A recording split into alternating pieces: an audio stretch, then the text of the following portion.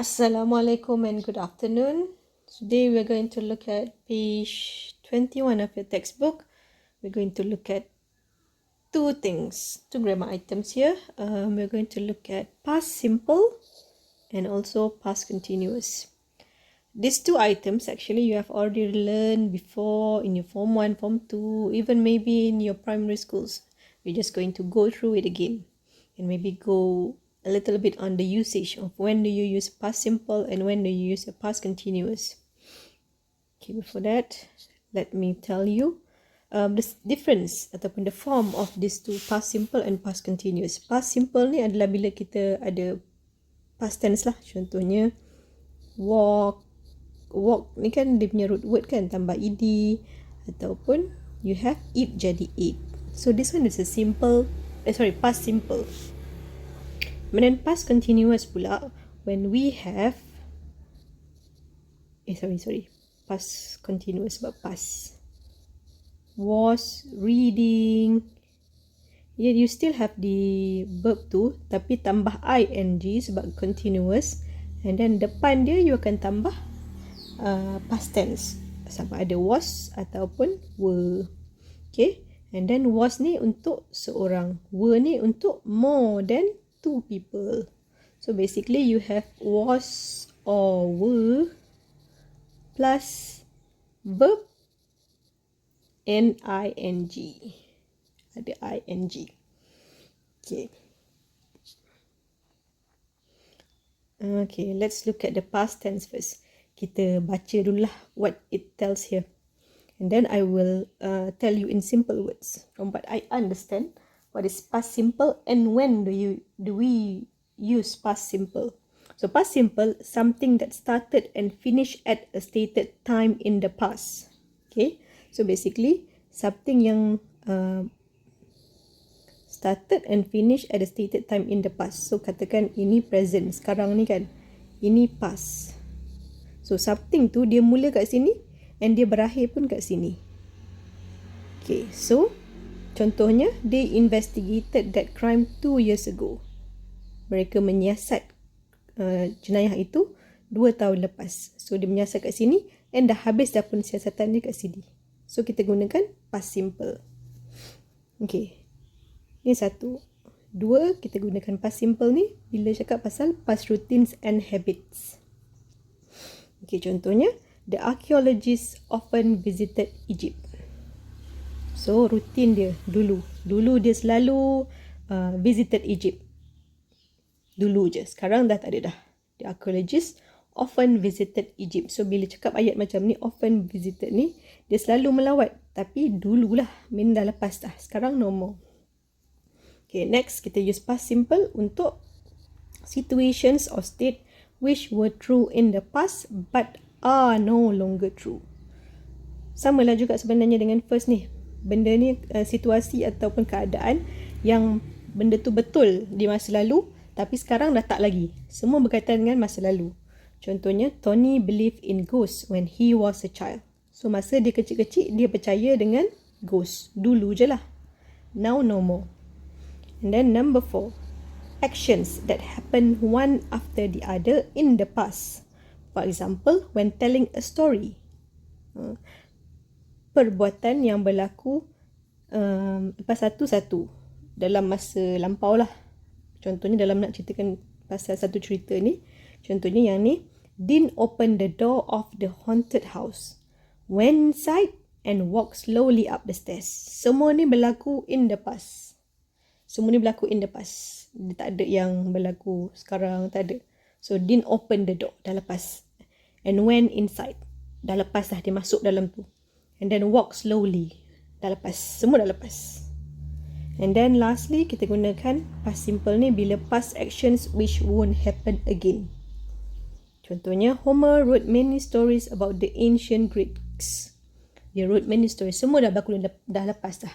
So basically, past simple ni kita gunakan bila benda yang dah berlaku dulu, dah lepas dah, tak ada lagi dah.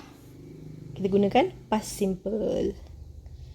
Nanti ada quote dalam next chapter ke apa cakap pasal past perfect ke, tapi past simple yang ni, past simple paling senang sekali. And I would recommend you to use this one for any kind of story writing. This one is the easiest one. Okay, past continuous. Now let's look at past continuous ni bila kita ada was, were, and then verb ing. Okay, so past continuous kita gunakan untuk actions that were in progress at a stated time in the past. Okay, so untuk perbuatan yang sedang dilakukan pada masa yang dinyatakan dalam masa lampau tu.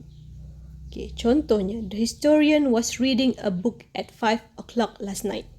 Okay, ini semalam dia cakap. So, dia kata dekat 5 o'clock, historian ni sedang membaca buku. So, was reading. Basically, past continuous ni sedang lah, sedang. So, benda tu dah berlaku dah lepas dah. Tapi pada masa itu, dia sedang membaca buku. Okay, satu. Number 2. 2 or more actions that were in progress at the same time in the past. So, 2 ataupun lagi banyak actions yang dalam proses masa tu sama juga sedang berlaku. Dia keyword dia sebenarnya in progress at the same time in the past. Sama juga tadi. I was watching a spooky program while my brother was doing the laundry. Dia sedang tengok cerita. Okay, sementara abang dia tengah buat laundry lah. Okay, so benda-benda ni berlaku in the past. Was. Kat sini menandakan benda tu dah lepas. Okay, number 3. Giving background information in a story. Bila you nak bagi background information dalam sesuatu cerita. Contohnya, the sun was shining and John was walking in the forest. Okay, bila kita gunakan ni, maksud menunjukkan dalam cerita tu, sun was shining. Sun tu tengah bersinar. And John ni pula sedang berjalan di forest. Tapi benda tu dah berlaku dah lepas dah. Okay, number 4. An action that was in progress in the past that was interrupted by another. An action was in progress in the past but was interrupted by another. Okay, we were talking. Kita sedang bercakap masa tu. Dah lepas. About our theory when we observe something remarkable. Bila kami melihat something remarkable. Okay, maksudnya dia sedang bercakap masa dia nampak something remarkable. Bukannya dia sedang nampak. Okay, dah nampak dah. Okay, remember that we do not usually use stative verbs in continuous tenses. Stative verb ni adalah perasaan. Contoh perasaan.